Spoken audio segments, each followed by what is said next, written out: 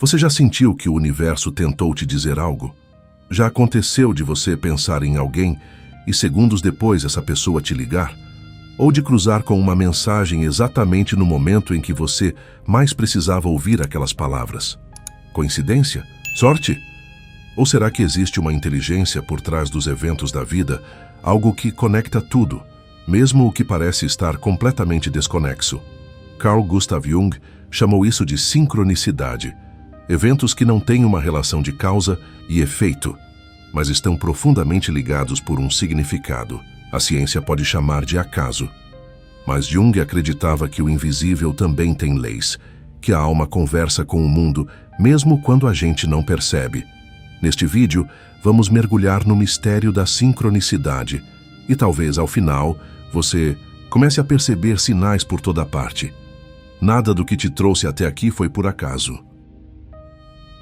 Sincronicidade é um daqueles conceitos que te faz parar e pensar.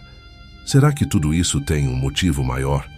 Jung a definiu como a coincidência de dois ou mais eventos sem conexão causal, mas unidos por um sentido profundo. E aqui está a chave: sentido. Não se trata de mágica, de adivinhação, de espiritualidade vaga. Se trata de perceber que há algo além da lógica controladora que nos ensinaram a seguir. A sincronicidade não segue o relógio, nem se curva às leis da física como aprendemos na escola. Ela é uma rachadura no real, um lampejo entre mundos, aquele instante em que o invisível se manifesta e a vida parece te olhar nos olhos e sussurrar: eu estou aqui. E isso mexe com a gente porque toca algo que a razão não alcança: a alma. Quando Jung escreveu sobre isso, ele não estava tentando fugir da ciência, mas sim ampliá-la. Ele via a psique humana como parte de um todo muito maior, como se a mente não estivesse apenas dentro da cabeça, mas espalhada pelo universo. A sincronicidade é o reflexo disso. É quando o mundo exterior se molda para refletir uma verdade interior, como se a vida respondesse a um estado emocional profundo, a uma dor não resolvida, a uma intuição sufocada. É quando você está em conflito por dentro e de repente tudo à sua volta começa a repetir o mesmo padrão: mensagens, músicas, palavras, encontros. Não para te assustar, mas para te despertar. A sincronicidade não vem do ego, ela vem do inconsciente, e isso significa que ela sabe o que você ainda não sabe sobre você mesmo. Ela aponta para o que precisa ser integrado, curado, reconhecido. E é por isso que ela não acontece o tempo todo. Não é uma fórmula, não é algo que se provoca. Ela surge nos momentos de transição, nos abismos, nas crises, nos ritos de passagem, quando a velha estrutura está ruindo e algo novo ainda não nasceu. É nesses momentos que o universo responde com precisão quase poética, mas a maioria das pessoas não escuta, porque fomos treinados para ignorar tudo que não cabe na lógica. E a sincronicidade exige outra escuta. Uma escuta simbólica, emocional, silenciosa. É preciso abandonar a necessidade de controlar tudo, de entender tudo. Porque às vezes o que a vida quer é que você sinta. E se você está vendo esse vídeo agora, talvez essa seja a sua própria sincronicidade. Talvez este seja o momento em que algo dentro de você está pronto para despertar. E se for, continue, porque a jornada só está começando. O inconsciente coletivo e o campo invisível que liga tudo. Para Jung, a sincronicidade não era um fenômeno isolado. Ela fazia parte de algo muito maior, o inconsciente coletivo. Imagine que sua mente individual, com suas lembranças, traumas, desejos e pensamentos, seja apenas a ponta de um iceberg. Abaixo da superfície, existe um imenso oceano psíquico que conecta todos os seres humanos. Um espaço invisível onde moram os arquétipos, imagens universais que nos acompanham há milhares de anos. Jung identificou símbolos que surgiam em sonhos, mitos, religiões e até nas alucinações de pacientes psicóticos. E todos carregavam estruturas parecidas: a grande mãe, o sábio, o herói, a sombra. Esses arquétipos não são apenas criações da mente. São forças vivas que moldam nossa forma de sentir, pensar e agir, mesmo sem que a gente perceba. E é nesse campo simbólico que a sincronicidade ganha vida. Quando você tem uma experiência sincronística, como sonhar com um símbolo e encontrá-lo no mundo real logo depois, não é só o acaso que está em jogo. É como se o inconsciente coletivo estivesse enviando uma mensagem, ativando uma lembrança que não é só sua, mas da humanidade inteira. Por isso, as sincronicidades tocam tão fundo. Elas mexem com uma parte nossa que não é racional, é ancestral. Uma parte que reconhece naquilo algo maior, algo sagrado. E esse reconhecimento não acontece na mente lógica, mas no corpo, no arrepio, na intuição que você não consegue explicar. É como se naquele instante você não estivesse mais sozinho, estivesse em contato com algo eterno, algo que sempre esteve ali, mas você não via. Esse campo invisível, onde o inconsciente coletivo habita, também pode ser compreendido como uma rede simbólica que conecta pessoas, lugares, pensamentos e emoções. Quando dois eventos distantes se conectam por um significado que toca sua alma, é como se essa rede se ativasse, como se dois pontos do mapa da consciência acendessem ao mesmo tempo. Isso explica por que, muitas vezes, pessoas que nunca se viram têm os mesmos sonhos, as mesmas ideias, os mesmos impulsos criativos. Elas estão acessando os mesmos conteúdos arquetípicos, o tempo cronológico, o espaço físico e até a linguagem se tornam secundários nesse campo. O que importa é o símbolo, o significado, a vibração emocional. E é nesse ponto que o mundo moderno se desconecta. A gente se acostumou a viver como indivíduos isolados, cada um correndo atrás de objetivos pessoais, tentando vencer o caos com controle. Mas o inconsciente coletivo nos lembra que somos parte de algo muito mais antigo, muito mais profundo, e que, se a gente não aprender a escutar esse campo simbólico, vamos continuar nos sentindo perdidos, mesmo cercados de tecnologia, informação e conforto. Porque o que dá sentido à vida não é a lógica, é a conexão. E quando uma sincronicidade acontece, ela não está só coincidindo com seus pensamentos.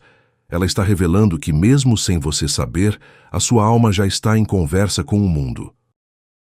O exemplo do escaravelho dourado, quando o mundo fala com você. Uma das histórias mais conhecidas de Jung sobre sincronicidade aconteceu em seu consultório.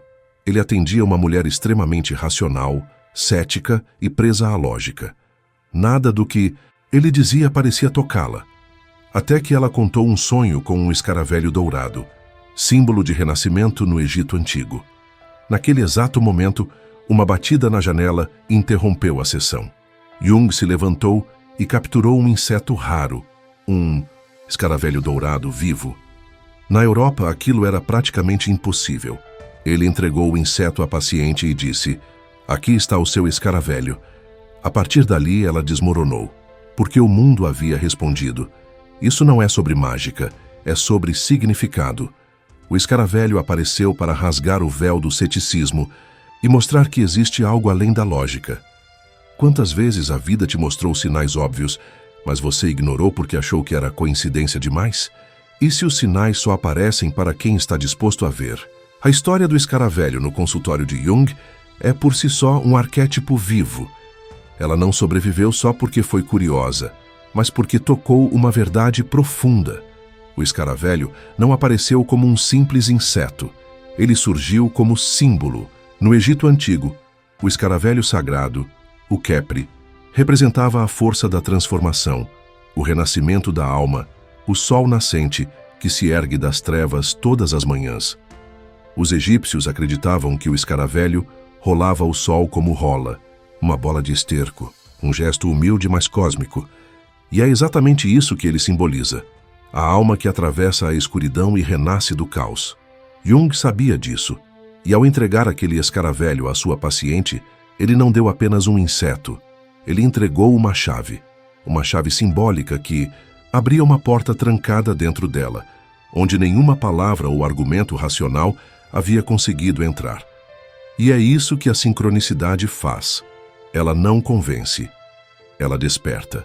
Naquela sessão, o escaravelho não só rasgou a resistência intelectual da paciente, como revelou algo invisível, que a vida não é apenas uma sequência de fatos, mas um teatro de significados. Quando o símbolo aparece na vida real, ele rompe a barreira entre o sonho e o mundo material. Ele une o que estava separado. E esse é o poder da sincronicidade. Ela une o dentro com o fora, o ontem com o agora, o consciente com o inconsciente. E essa união tem uma força transformadora.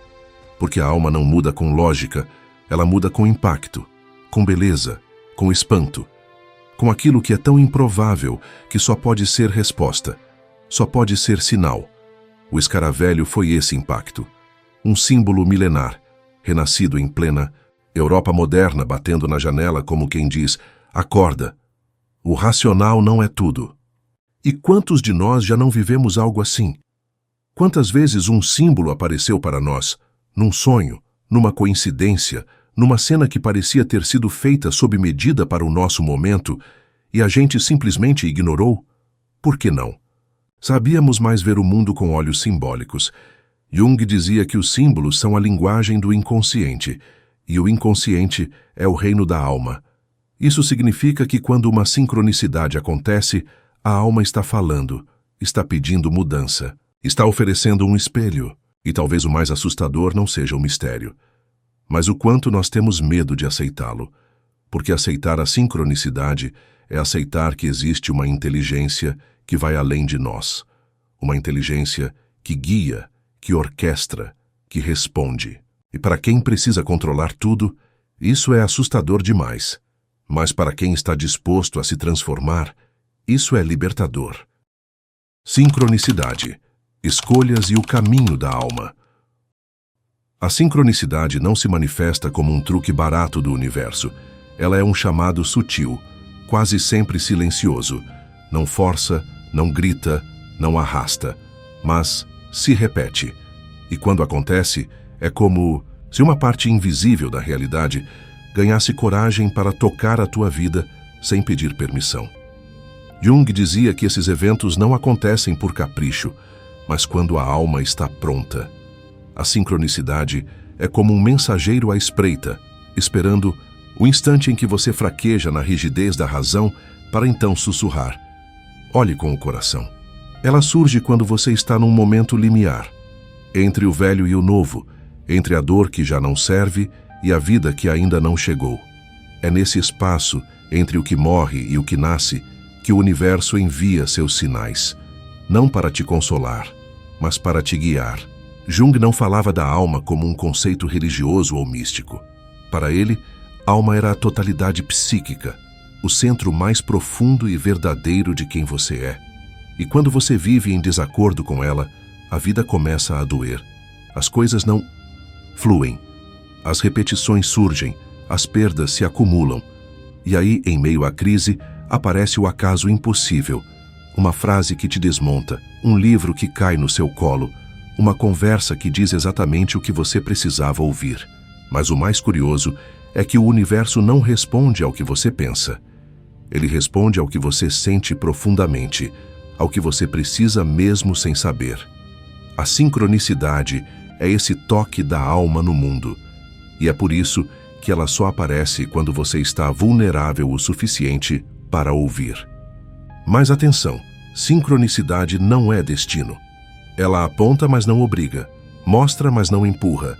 E isso é o mais belo e o mais assustador, porque o sinal pode vir, e você ainda pode ignorá-lo. Pode continuar preso à lógica, ao controle, ao medo de mudar. O livre-arbítrio não desaparece, mas cada sincronicidade ignorada é uma porta que se fecha, uma chance que se esvai, um chamado da alma que se cala por não ser ouvido. Quantas vezes você já esteve diante de algo que parecia perfeito demais para ser só coincidência, mas mesmo assim recuou? Quantas vezes o universo te estendeu a mão e você abaixou a cabeça com medo de acreditar? Jung dizia que a vida só ganha sentido quando deixamos de viver no automático, e a sincronicidade é a senha para sair desse transe. Portanto, quando uma coincidência te emocionar profundamente, não a descarte. Quando algo improvável tocar seu coração com força, não a ignore. Observe, silencie, escute. Talvez não seja apenas sorte, acaso ou coincidência. Talvez seja sua alma cansada de esperar, tentando lembrar você de quem você realmente é. E nesse instante, começa o verdadeiro caminho da individuação. O processo de se tornar inteiro, de integrar luz e sombra, razão e sentimento, mundo e espírito. E esse processo não começa com um plano, mas com um sinal, com uma resposta, com uma pergunta que o universo te devolve de forma simbólica. E cabe a você escolher, continuar dormindo ou aceitar o convite da transformação. A física, o mistério e a linguagem dos símbolos. A amizade entre Jung e o físico Wolfgang Pauli é uma das mais fascinantes alianças entre ciência e alma já registradas na história. Pauli, ganhador do Prêmio Nobel e um dos fundadores da mecânica quântica, buscava entender por que certos eventos desafiavam completamente as leis conhecidas da causalidade, e encontrou em Jung uma explicação simbólica para aquilo que a física não conseguia descrever: o princípio da sincronicidade. Juntos, eles propuseram a ideia de que o universo não funciona apenas por engrenagens visíveis, mas por significados invisíveis. Em outras palavras, a realidade não é apenas uma sequência de causas e efeitos, é também um campo simbólico, onde os eventos podem estar conectados por sentido e não por força. Isso rompe com tudo o que o pensamento moderno valoriza: controle, previsibilidade, lógica. Mas talvez seja exatamente essa ruptura que abre espaço para o milagre da presença. Na física quântica, já é consenso que o observador interfere no observado, que a intenção muda o resultado, que a realidade só se define quando é olhada. E isso se conecta diretamente com a proposta junguiana. Quando sua consciência está aberta, o mundo começa a refletir o seu interior com uma precisão simbólica quase absurda. Os eventos sincronísticos não são milagres místicos, mas respostas do campo total em que estamos inseridos. O universo é participativo, e quando você se alinha internamente, mesmo sem perceber, algo lá fora começa a responder. É como se você e o mundo começassem a falar a mesma língua, mas não é uma língua de palavras, é uma linguagem de símbolos. E símbolos não são só imagens bonitas, eles são energia condensada, são portais para o inconsciente, são expressões do que a mente ainda não compreende, mas a alma já reconhece. E aqui está o ponto central. A sincronicidade não fala com quem vive distraído. Ela não acontece para quem está entorpecido pelas metas do ego, pelas rotinas mecânicas, pelo medo de sentir, porque ela exige sensibilidade. E sensibilidade é coragem. É preciso coragem para perceber que um simples objeto, um número, um animal ou um gesto comum, pode carregar uma mensagem que transcende o literal. Jung dizia que a alma não fala com a razão, ela fala com imagens. E toda imagem simbólica é como uma semente que, se acolhida, pode germinar uma nova versão de você mesmo. A maioria das pessoas olha o mundo esperando instruções diretas, mas a alma não dá ordens, ela sugere.